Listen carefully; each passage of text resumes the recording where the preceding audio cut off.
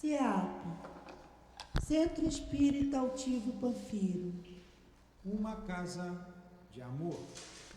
Bom dia, os companheiros aqui presentes. Bom dia quem nos acompanha de casa. Estamos dando continuidade ao nosso estudo do Evangelho. Estamos no capítulo 23, Estranha Moral. Nós hoje vamos continuar do item 15 em diante. Mas nós vamos ler o item 13 para a abertura do nosso estudo de hoje, tá bom? Então, capítulo 23, item 13. Queria para a gente, Guilherme. Como Jesus vinha proclamar uma doutrina que derrubaria pela base os abusos em que viviam os fariseus, os escribas e os sacerdotes do seu tempo fizeram com que ele morresse, por acreditarem que ao matarem o homem, matavam a ideia, mas ela sobreviveu, porque era verdadeira e cresceu, porque estava nos desígnios de Deus. Nascida em uma pequena e obscura povoação da Judéia, foi hastear sua bandeira na própria capital do mundo pagão, diante de seus inimigos mais sanguinários, daqueles que tinham maior interesse em combatê-la, porque ela aniquilava crenças seculares, às quais muitos se apegavam mais por interesse que por convicção. Lutas das mais terríveis ali esperavam seus apóstolos. As vítimas foram inumeráveis, mas a ideia cresceu sempre e saiu triunfante, porque, como verdade, superava as ideias que a precederam.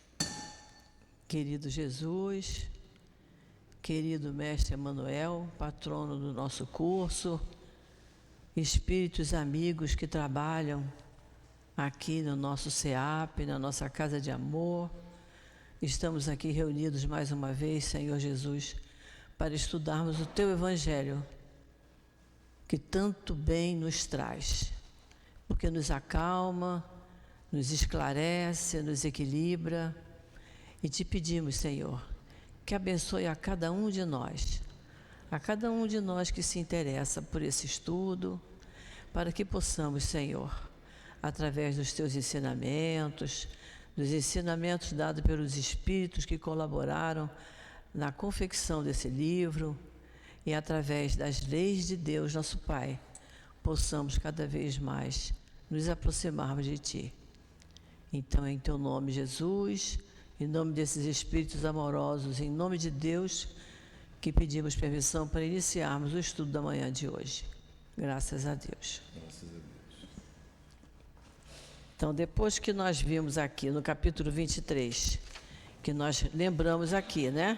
A estranha moral. Kardec juntou essas coisas estranhas todas num capítulo só, para que nós pudéssemos avaliar. Então, olha lá, o item 1 ele botou: quem não odeia seu pai e sua mãe?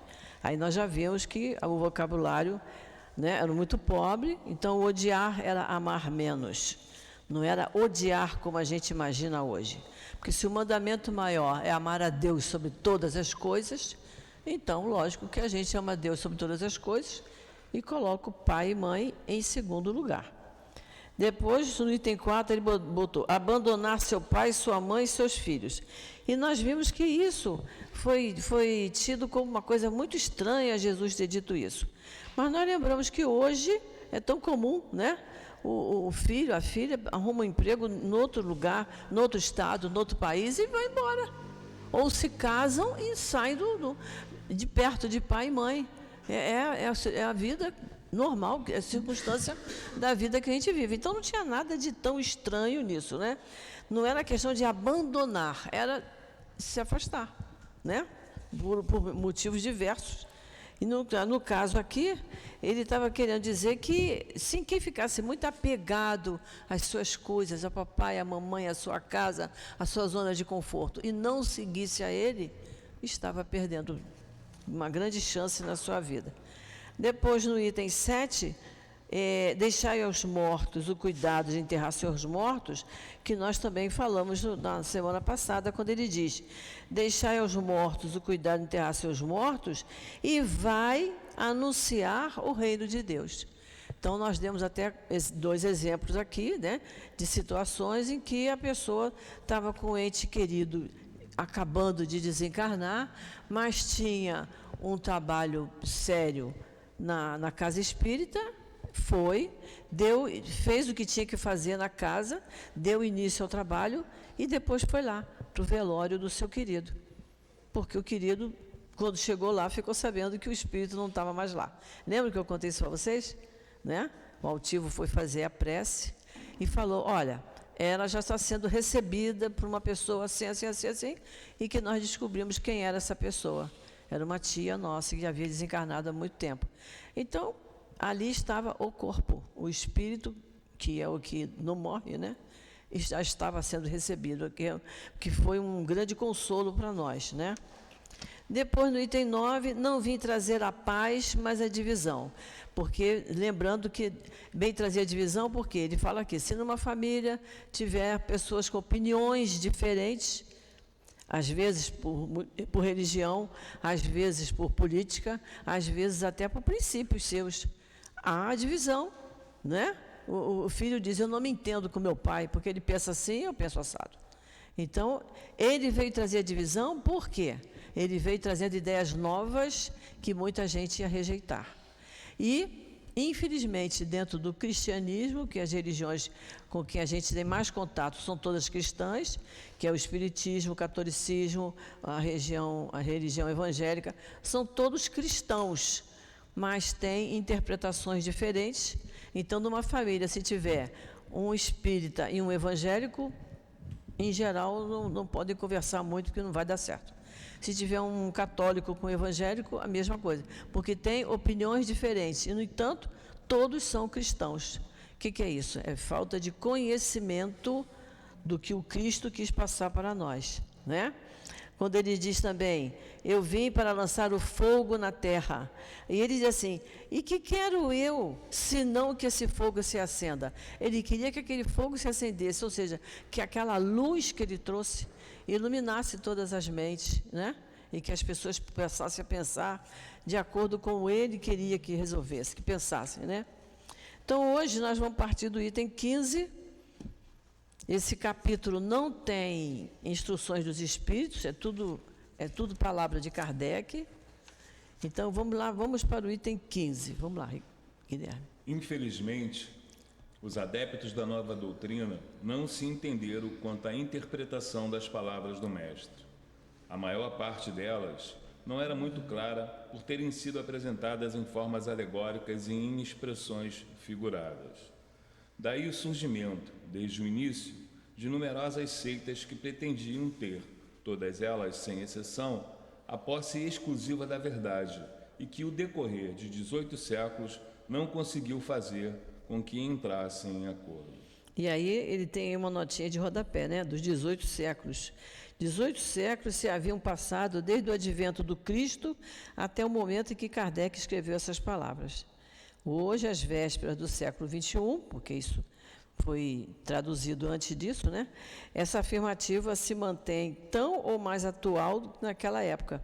Quer dizer, tivemos a chegada dos profetas, depois teve Moisés, depois teve o Cristo, e depois veio Kardec, no momento em que Deus viu que grande parte da população já estaria pronta para entender as ideias que Kardec veio trazer, né? A ideia de pluralidade dos mundos, da reencarnação, a ideia de Deus, não de um Deus que a gente tenha que temer, mas um Deus que a gente tenha que ser submisso a Ele, porque Ele está com a verdade, né? Ele é Pai, é bom, é justo, é amoroso, por que não seguir, né? Então, essas ideias que são as bases da doutrina espírita, Kardec veio trazendo para ampliar o nosso entendimento, né? Então, vamos lá. Esquecendo o mais importante dos preceitos divinos, aquele do qual Jesus havia feito a pedra angular do seu edifício e a condição expressa da salvação, a caridade, a fraternidade e o amor ao próximo, essas seitas se reprovavam mutuamente e atacavam umas às outras, as mais fortes esmagando as mais fracas, sufocando-as em sangue, nas torturas e na chama das fogueiras. Então, quando ele fala aqui, ó, Jesus havia feito a pedra angular do seu edifício, ou seja, a base, né? A pedra fundamental, a base, a condição expressa para a salvação. Mais uma vez, ele vem falando de salvação, que a gente também já falou sobre isso aqui, né? A pessoa diz assim, eu botei Jesus no meu coração, então eu estou salvo. Falta coisa dessa, né? Tem um caminho longo para chegar lá. Porque aí coloca a caridade, que quando você faz caridade, seja ela material, seja ela caridade moral, a caridade material como sendo a mais fácil, né? A gente tem, pode dar, dá. Essa é a material. A caridade moral é aquela que nós já vimos, é você se colocar no lugar do outro, é você ter piedade pelo outro, se sensibilizar com o sofrimento do outro, né?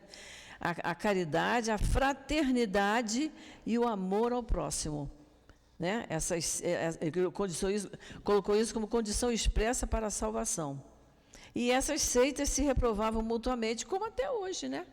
A pessoa interpreta a Bíblia de uma maneira, o outro interpreta a Bíblia. Vocês vejam que Kardec tirou textos da Bíblia e colocou no Evangelho. Tudo que está aqui em itálico é da Bíblia. Kardec usou. Então, nós espíritas devemos ler a Bíblia. É claro que melhor que a gente tenha o conhecimento do Novo Testamento, que é Jesus. Mas a base do Velho Testamento também é importante.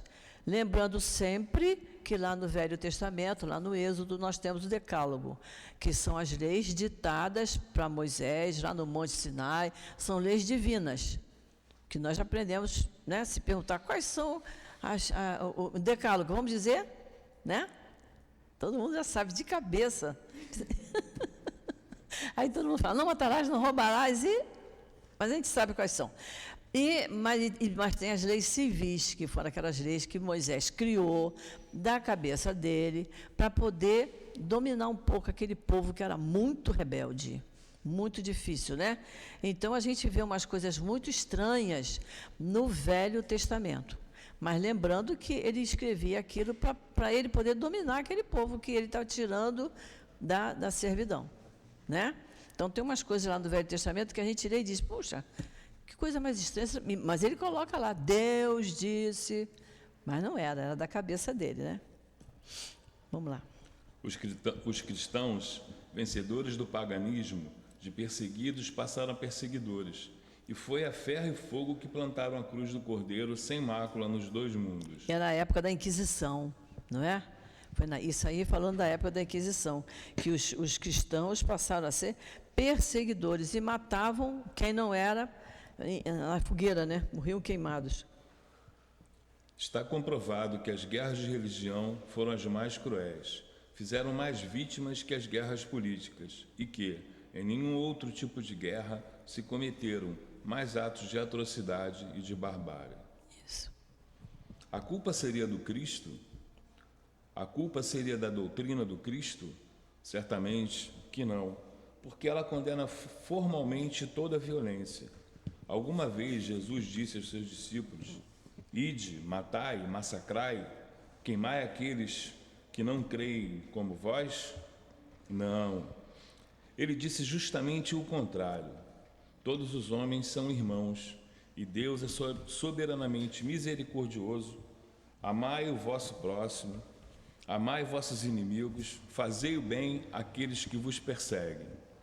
E Jesus lhes disse ainda, quem matar pela espada, morrerá pela espada.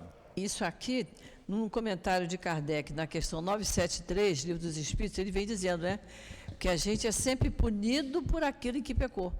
Então, Jesus falou isso, quem matar pela espada, morrerá pela espada. Ou seja, vai ser punido por aquilo em que pecou, que é para sentir na pele o mal que fez ao outro, né? A gente só sabe que um cortinho de gilete dói se a gente cortar. Agora, se eu cortar alguém, né? Eu preciso que eu também sinta na minha pele. É isso que ele quis dizer. Ele usou o termo espada, que era o que se usava na época, né? A responsabilidade não é, portanto, da doutrina de Jesus, mas daqueles que a interpretaram falsamente e que fizeram dela um instrumento para servir às suas paixões, daqueles que desconheceram estas palavras: meu reino não é deste mundo. Para a gente ver que isso, infelizmente, ainda é tão atual, essa divergência entre as religiões, não é? Uma vez eu fui convidada para ir num centro, uma estação que acho que é acima de Bangu, e em frente tinha uma outra casa religiosa, que não era espírita. Eles tinham alto-falante, então a casa espírita era obrigada a fechar tudo, e não tinha ar-condicionado, fechar tudo, porque é uma casa bem humilde, para que não atrapalhasse o som lá de fora. Quer dizer, aquela outra casa religiosa sabia que ali tinha um centro espírita, que naquela hora, 8 horas da noite, ia ter uma reunião, porque as pessoas estavam chegando, e botaram o som deles com alto-falante. Né? Eu conheço uma pessoa que se mudou agora e do lado da casa dela, dessa pessoa, tem um terreiro. E ela, então, ela fala, né, que eles tocam tambor e entra pela madrugada tocando aquilo. Quer dizer, e a lei do silêncio? E o respeito pelo vizinho? Fica aonde isso? Não é? Quer dizer, eu estou seguindo a minha religião, os outros que se virem. Vai tocar o tambor dele em outro lugar, porque eu estou tocando o meu aqui. Quer dizer, é a falta de respeito uns pelos outros, que é a falta do amor ao próximo, que criam todas as divergências. Não é isso? É isso que é o problema, é não se colocar no lugar do outro. Porque se faz uma barulhada de sexta para sábado, muita gente trabalha sábado. Muita gente acorda cedo sábado para ir trabalhar. Mas se ouvir um tambor até as 4 da manhã, não conseguiu dormir. Porque aí cachorro late, né? Faz uma barulheira, não é só o tambor, aí atormenta a vizinhança toda. Quer dizer, é um desrespeito que continua até hoje. O que acontece? Aquela pessoa do lado tem raiva daquela religião ali, que não é religião, é uma seita. Tem raiva daquilo ali, porque impede que a pessoa tenha uma noite de sono para ir trabalhar tranquilo no dia seguinte. As divergências continuam até hoje, né? Em sua profunda sabedoria, Jesus previu o que devia acontecer. Mas essas coisas eram inevitáveis, porque faziam parte da inferioridade da natureza humana, que não podia transformar-se de repente. E custa se transformar, né? Isso fazia parte da inferioridade da natureza humana, que ainda acontece até hoje, porque senão um não incomodava o outro, não é? Um não atrapalhava a reunião. A nossa reunião pública na casa espírita é um momento de silêncio, né? Não é isso? É um momento de silêncio. Não é um momento de conversar, de rir, de mexer em saco plástico, não é isso que a gente até comentou outro dia, né?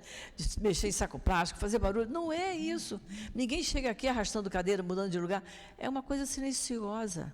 Nós não temos nem ninguém tocando nenhum instrumento.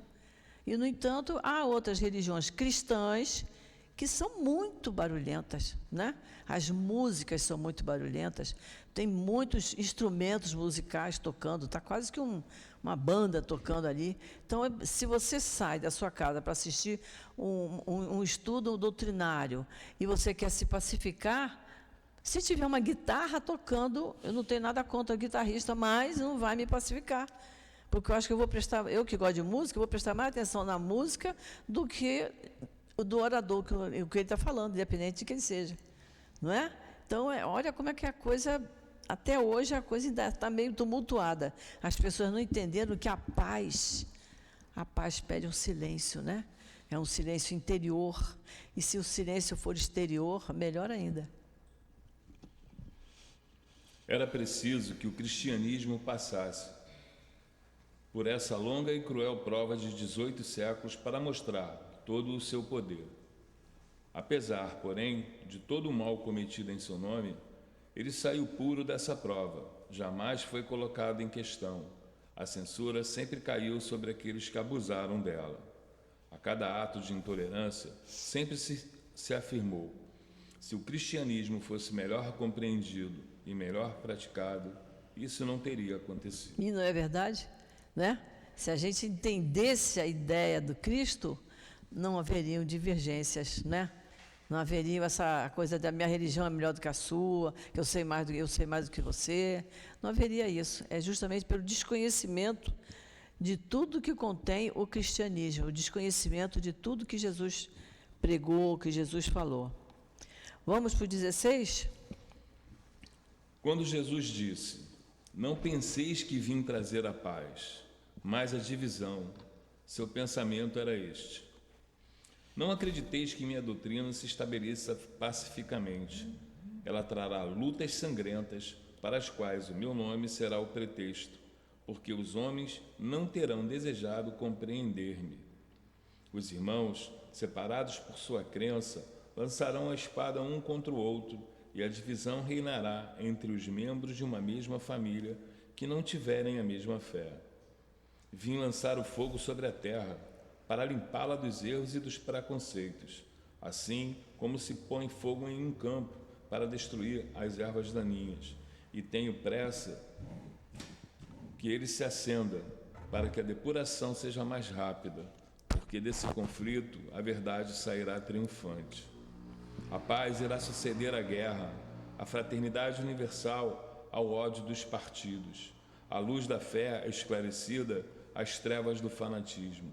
Então, quando o campo estiver preparado, eu vos enviarei o Consolador, o Espírito de verdade, que irá restabelecer todas as coisas, ou seja, fazer conhecer o verdadeiro sentido das minhas palavras, que os homens mais esclarecidos poderão compreender, e que dará fim à luta fratricida que separa os filhos de um mesmo Deus. Então, como ele fala aqui, olha, quando o campo estiver preparado, eu vos enviarei o Consolador, o Espírito de verdade, que é o Espírito que compôs, né, que assessorou Kardec na composição do Evangelho, né?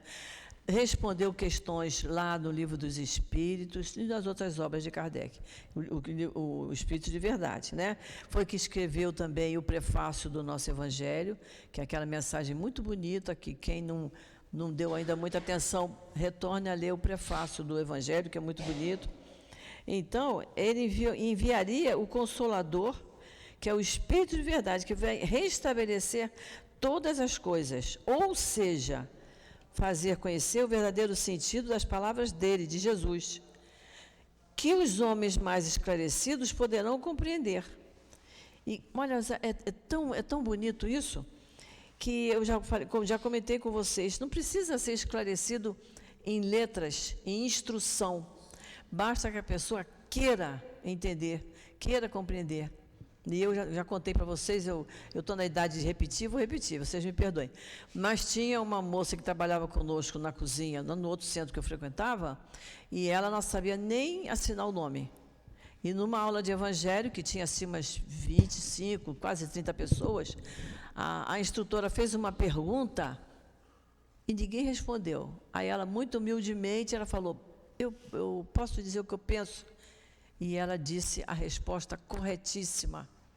Então, vocês vejam, aqui ele coloca que os homens mais esclarecidos poderão compreender, mas a doutrina de Jesus é tão bonita que a pessoa de boa vontade independe da instrução dela. Ela vai entender. Quer dizer, essa moça, ela estava ali na aula ligada, ela estava atenta a tudo que a instrutora dizia. E ela respondeu. E foi muito bonito isso, que todo mundo ficou encantado com a humildade com que ela levantou o braço dela, com medo de errar. E, no entanto, ela foi a única que respondeu, né? Então, ele está dizendo aqui, e que dará fim à luta fratricida que separa os filhos de um mesmo Deus. Deveria já estar acontecendo isso com muita facilidade, mas a gente se arrasta, né? Como ele diz aqui, a gente não muda de uma hora para outra. Mesmo dentro de uma mesma doutrina, existem as diferenças. Na quinta-feira, eu fui almoçar com um grupo de amigas e duas pessoas religiosas da mesma religião se desentenderam. E foi muito esquisito, sabe? Duas velhinhas com 70 e poucos anos. Ficou muito esquisito aquilo. Eu tive que apertar o joelho de uma para ela calar a boca, porque ela estava do meu lado, dei um apertão no joelho para ver se ela se tocava. Porque estava um bate-boca e não ia acabar aquilo nunca, entendeu? E frequentam a mesma casa religiosa, entendeu? Então, é isso que acontece. A gente tem uma dificuldade, é o orgulho de querer ter a última palavra, né? Eu que tenho que acabar a discussão porque eu estou certa. E no final foi complicado isso. Então vamos lá. Finalmente. Antes de continuar, eu preciso fazer um comentário. Professor não repete, professor enfatiza, né?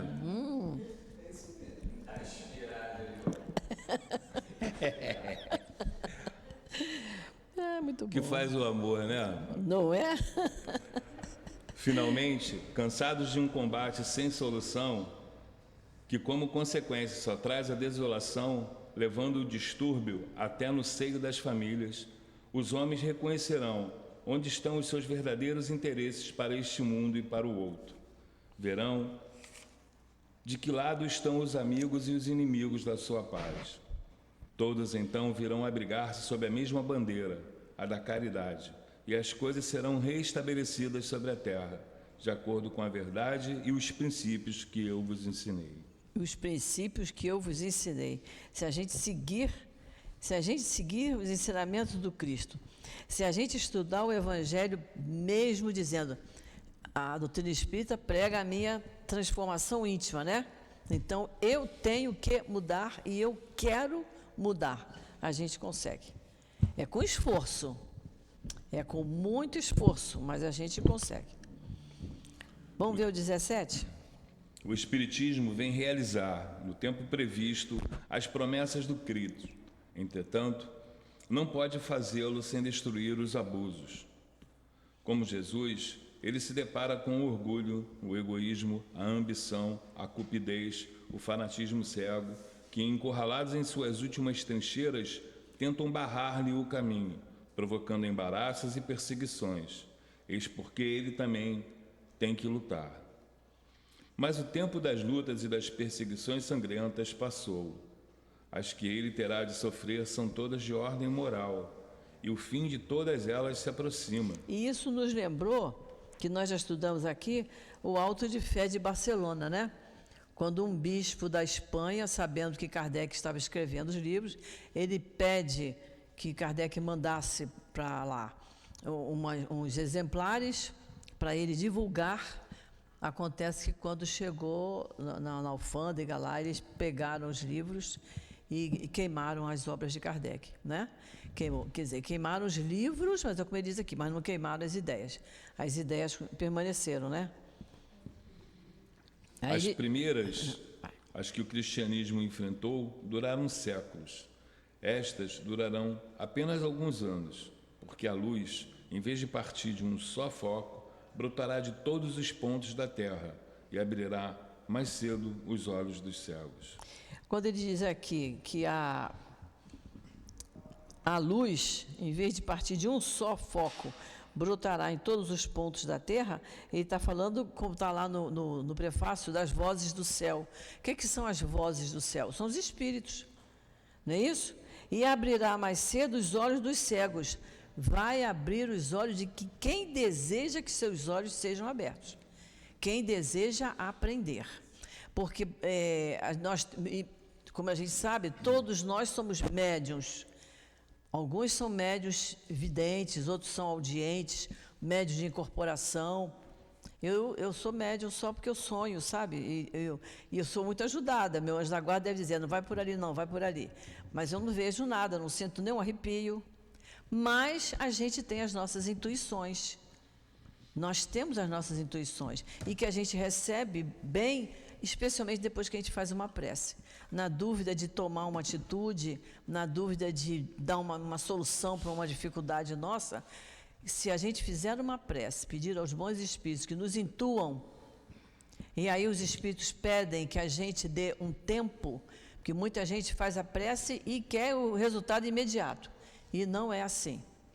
Eles têm um tempo para ver se aquele é o momento da gente ser ajudado.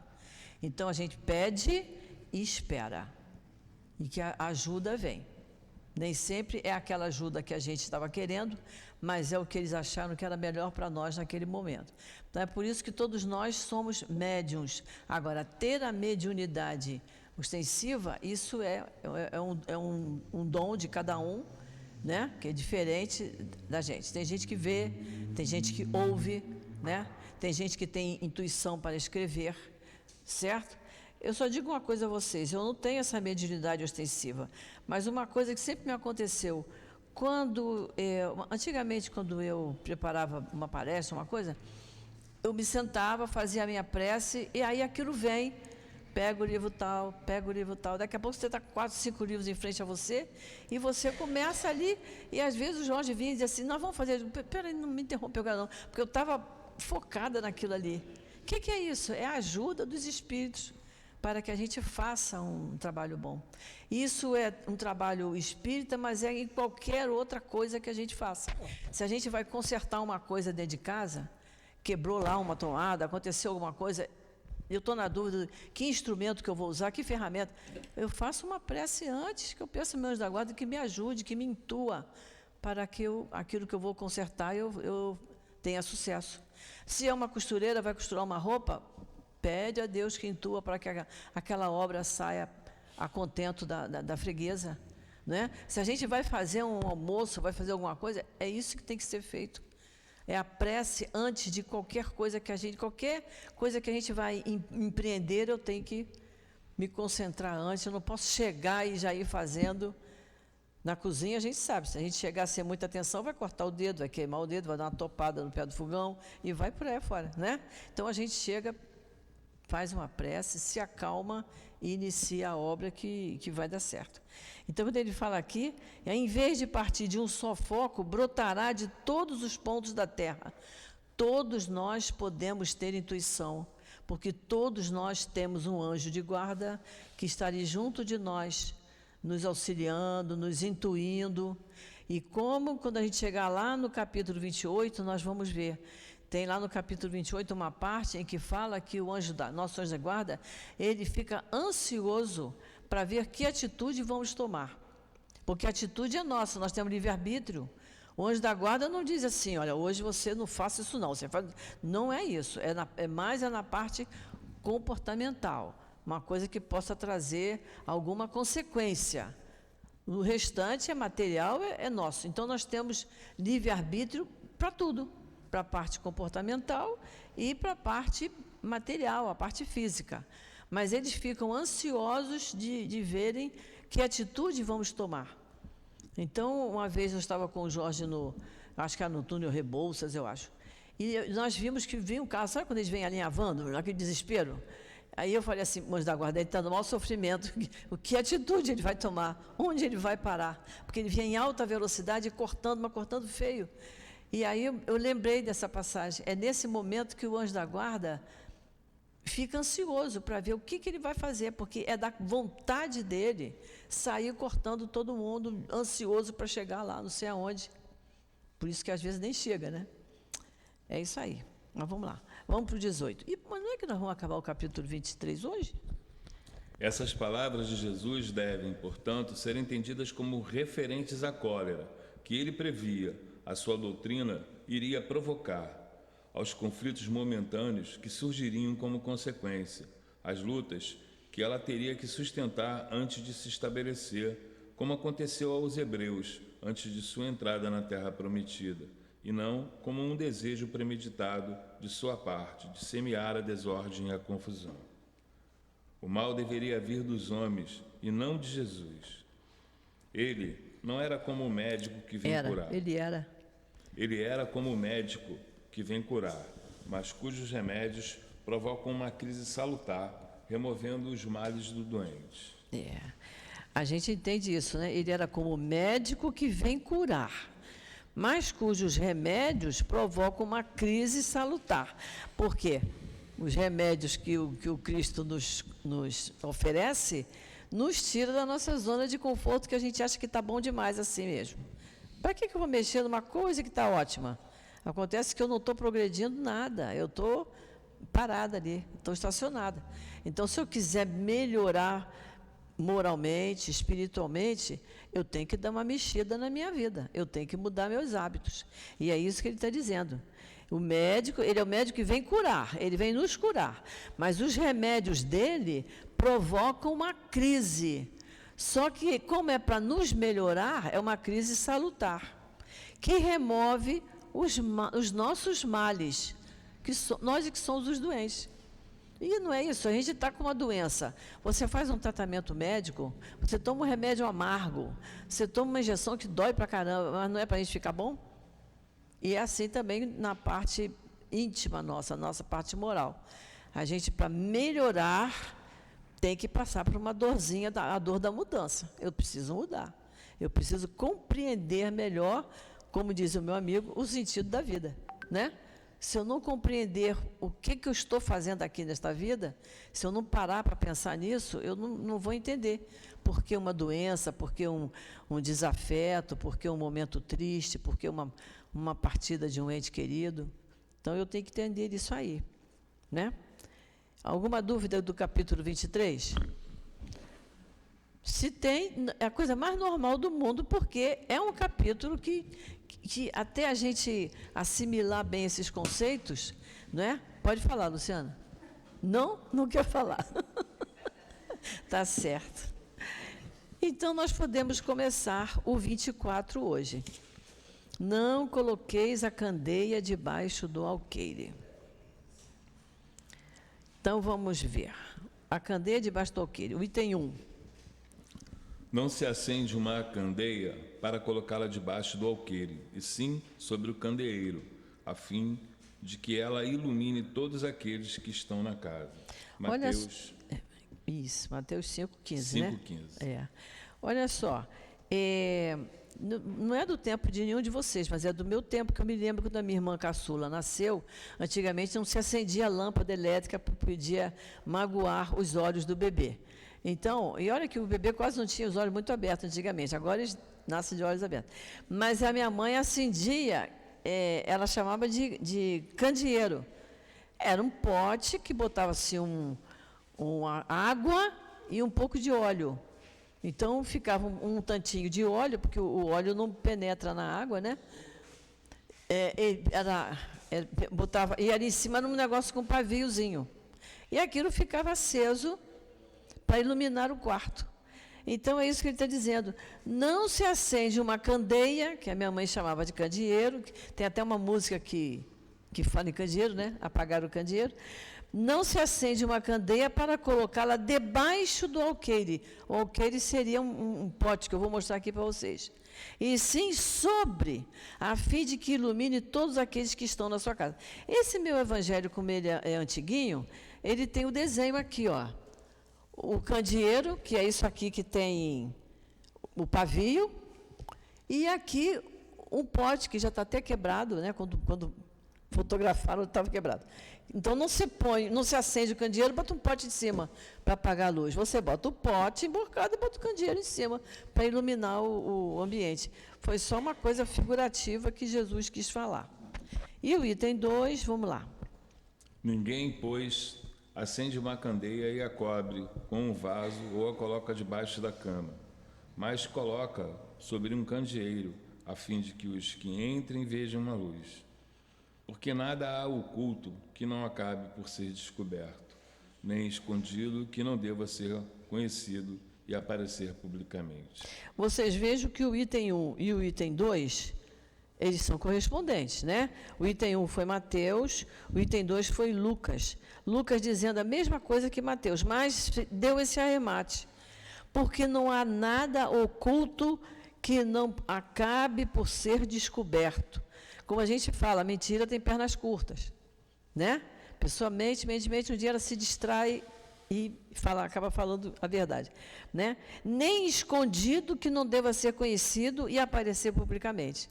Quem fala a verdade não tem receio, ela fala publicamente, né? Ela não tem receio de absolutamente nada. Então, o Lucas apenas complementou o que Mateus tinha dito, mas são duas passagens semelhantes, né? Só o Lucas entrou mais nesse detalhe. Vamos ver o 3. Ah, não, deixa eu só mostrar uma coisa a vocês. Aí o item 1 é Mateus 5, versículo 15, não é isso?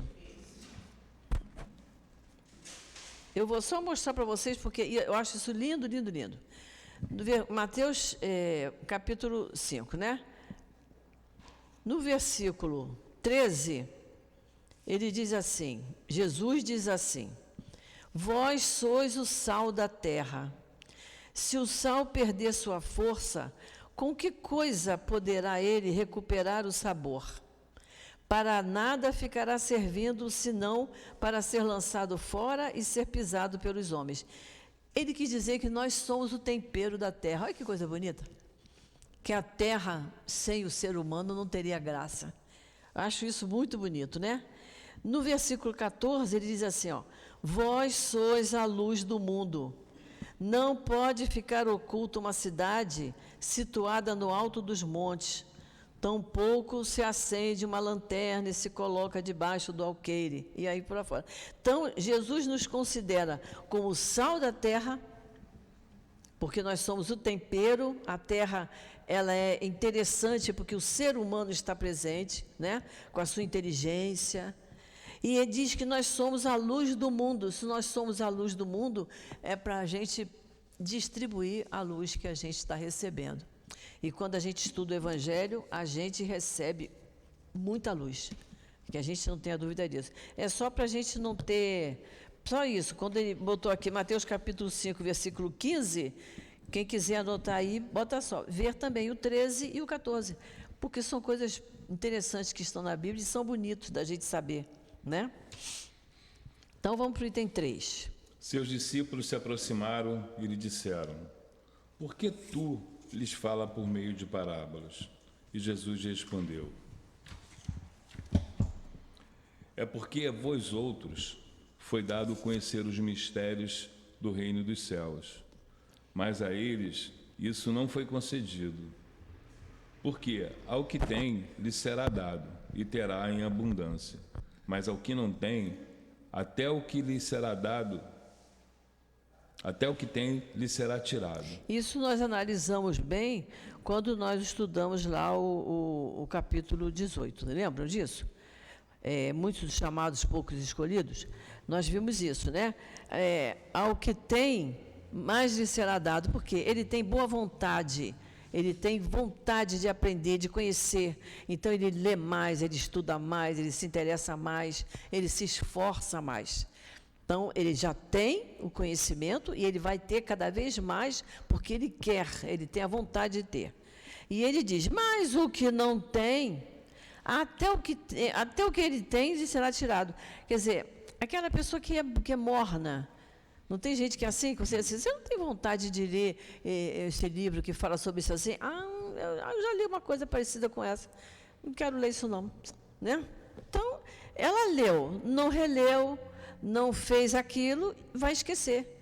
Até o que ela acha que tem, não vai ter. Vai chegar um ponto que não vai servir de nada. Porque tudo na vida você tem que estar regando, né? Estimulando, senão aquilo estaciona ou se enfraquece e morre. É isso que ele está dizendo, né? Por isso, lhes falo por parábolas, porque vendo, não veem, e ouvindo, não ouvem nem compreendem. Exatamente. Tem olhos de ver, mas não vê. Tem ouvidos que funcionam, mas não entendem, não ouvem. E a profecia de Isaías se cumprirá neles, quando diz, ouvireis com os ouvidos e não entendereis, olhareis com os vossos olhos e não vereis, porque o coração desse povo tornou-se insensível, e seus ouvidos tornaram-se surdos, e fecharam seus olhos, para que seus olhos não vejam, seus ouvidos não escutem, seu coração não compreenda, e para que, tendo-se convertido, eu não os cure. Mateus 13, 10 a 15. Isso.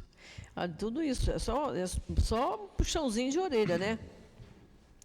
Porque o coração do povo é insensível, seus ouvidos são surdos, seus olhos não veem, né? Seu coração não compreende. E aí ele diz, tendo se convertido, o ideal seria, e não se convertendo, não aceitando o que eu passo para ele, eu não posso curar. Porque a cura depende do remédio, mas depende de quem recebe o remédio, né? O tratamento vem para nos curar, mas se nós, durante o tratamento, nós fizermos uma oração, pedindo aos bons espíritos, ou algum espírito que a gente tenha mais intimidade, que a gente recorra a ele mais vezes. No meu caso, eu recorro muito ao Dr. Erma, que já me ajudou muito e continua me ajudando. Todas as vezes que tomo remédio, que eu faço um tratamento, eu recorro a ele, porque eu sei que ele vai me ajudar. Não quer dizer que eu vá ficar boa, que eu vá me curar, porque eu não vou virar semente. Mas vai me ajudar. Ou vou sentir menos dor, ou de alguma maneira ele vai me ajudar. Então, que a gente sempre lembre disso. Por isso que eu sempre falo que a gente deve, em casa, fazer o culto no lar. No culto no lar, colocar uma garrafinha de água para fluidificar, que é para na hora que tiver que tomar um comprimido, seja para que for, dor de cabeça, dor na coluna, toma com a aguinha fluidificada, que o efeito é redobrado, com certeza, né? E ele diz aqui, que não se convertendo, eu não cure. Se converter no sentido de entender os ensinamentos dele. Se não entender os ensinamentos dele, se não seguir os ensinamentos dele, não vai se curar. Não, é aquilo mesmo. Se a gente vê a casa, não adianta vir à casa espírita 4, 5, 6, 7 vezes na semana, mas se não estudar, se não aprender, se não colocar em prática tudo que tiver estudando, lendo, ouvindo, falando, aquilo não tem o efeito que deveria ter. Porque isso é sentido tanto no nosso convívio, como até em família. Às vezes a pessoa diz assim, não, eu sou espírita, eu vou à casa espírita não sei quantas vezes na semana. Mas se houver uma coisa em casa que desagrada, a pessoa volta a ser o que ela era. Então, não está fazendo o efeito que deveria fazer, não é? É isso que ele está falando aqui. E aí, Mateus, capítulo 13... Oi.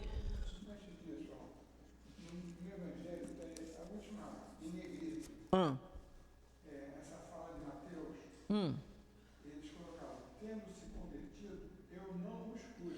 Pois é, por isso que eu falei, seria o ideal trocar isso, e não se convertendo, tá? Isso é uma questão de tradução que vem assim, mas fica um pouquinho sem sentido. Por isso que diz, e não se convertendo, eu não os curo. Se a pessoa não se converter, se a pessoa não entender o que Jesus quer, se não seguir os ensinamentos do Cristo, não vai se curar. Foi uma questão de... Ele faz uma referência aqui, que por analogia a gente pode buscar essa interpretação também, da parábola dos talentos, daquele que recebe apenas um talento. Em que quanto menos inteligência você tem, né, mais dificuldade você tem de perceber o quanto a inteligência te faz falta. Faz falta, E o que recebeu um talento e escondeu e guardou e não fez nada com ele, mostrou a falta de iniciativa dele, né?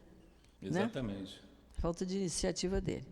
E aí, vocês quiserem, aí é Mateus 13, 10 a 15, nós também podemos ver os versículos 34 e 35, que falam do porquê das parábolas, tá?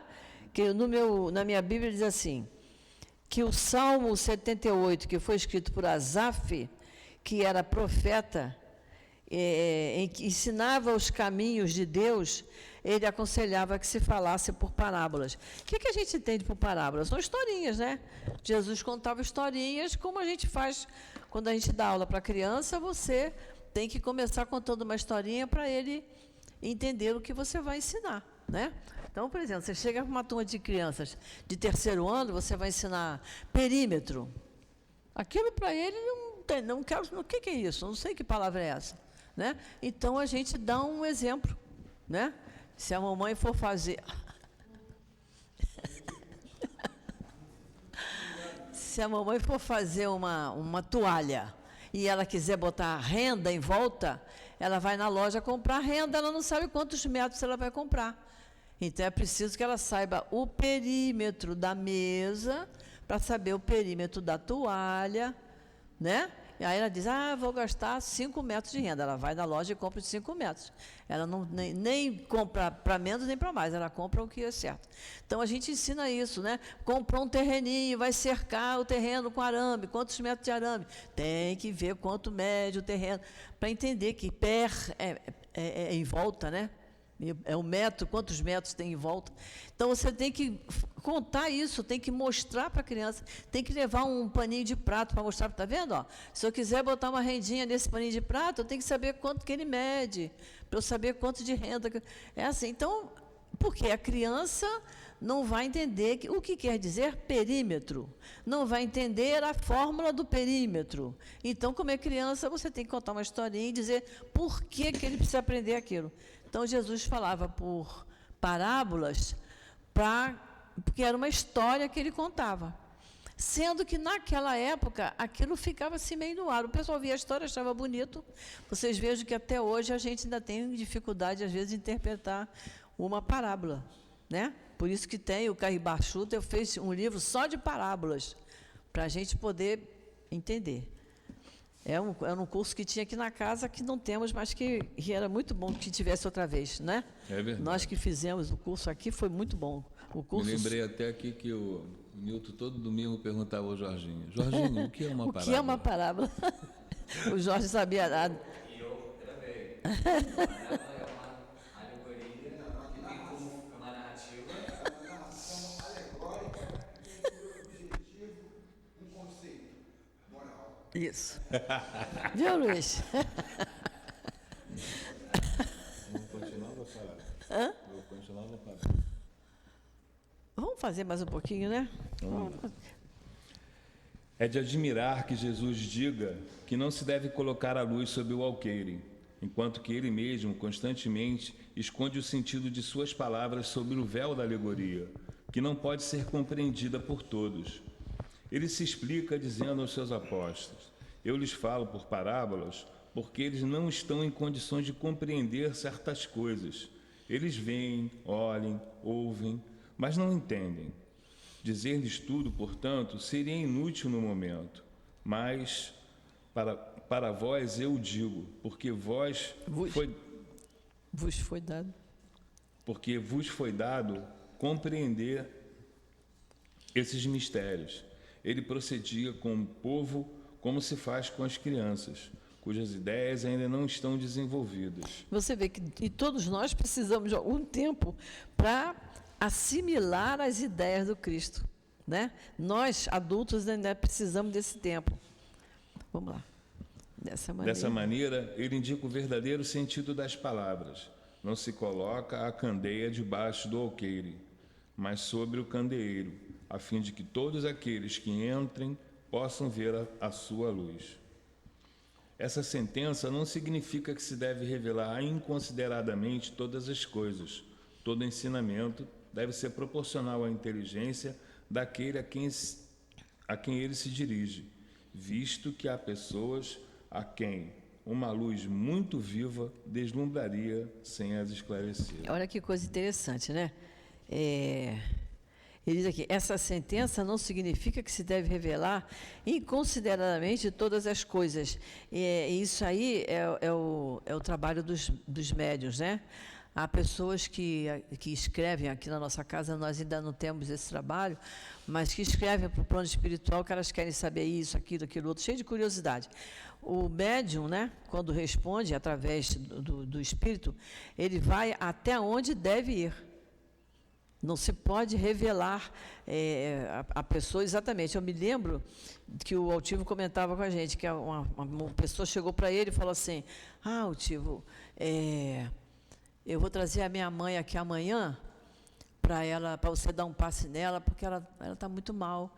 Eu acho que você dando um passe nela vai ser muito melhor para ela.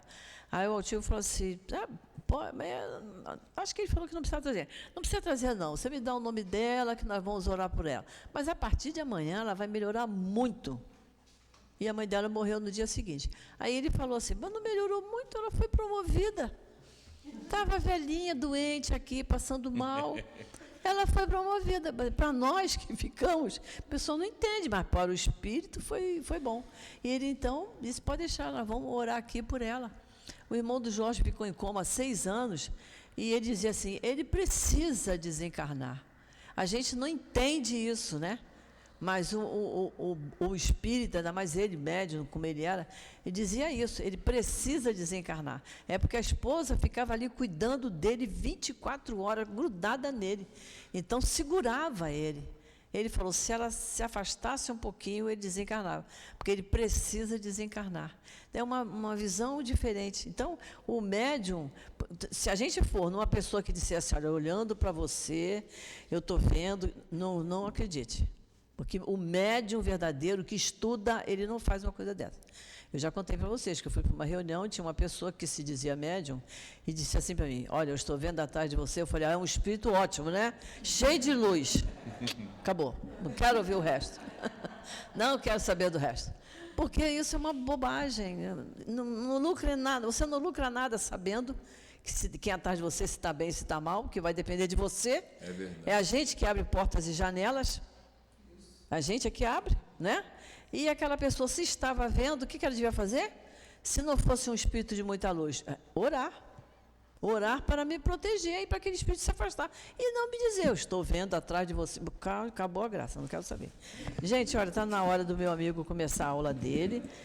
Na semana que vem, a gente dá uma repassada nesse item 4. Tinha um lápis por aqui hoje. Tem tanto óculos aqui.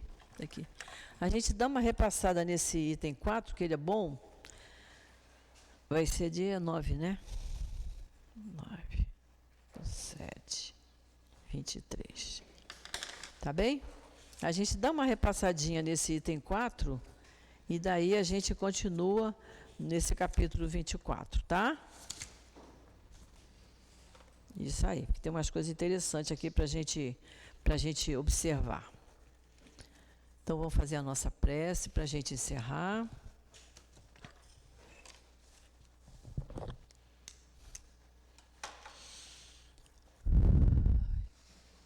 Querido Jesus, espíritos amigos que estão sempre nos alertando, nos esclarecendo, nos intuindo, nós só podemos agradecer por iniciarmos o nosso domingo estudando o Teu Evangelho, Senhor.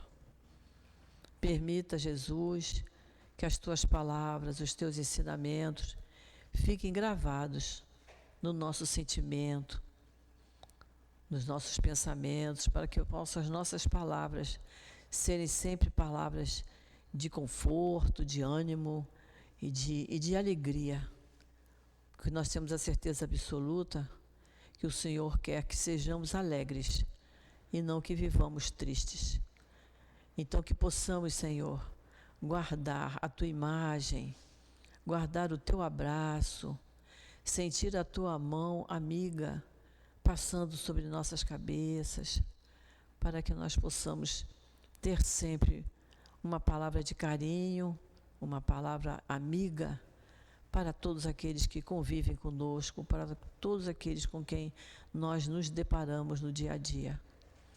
Abençoa, Senhor, o nosso SEAP, esta nossa casa de amor, para que ela continue progredindo, para que ela dê muita alegria ao nosso querido companheiro altivo, que cedeu o seu nome a esta casa. Ajuda-nos, Senhor, a manter esta casa feliz, alegre, com as suas tarefas sendo realizadas, todas com muito amor, com muito desejo de ajudar a nós mesmos e ao próximo. Então, Jesus, em Teu nome, em nome desses espíritos queridos que aqui trabalham, e em nome de Deus, nosso Pai, que pedimos permissão para encerrarmos o estudo do Evangelho na manhã de hoje. Mas fica conosco, Senhor, porque as aulas continuam e nós precisamos muito de Ti. Graças a Deus.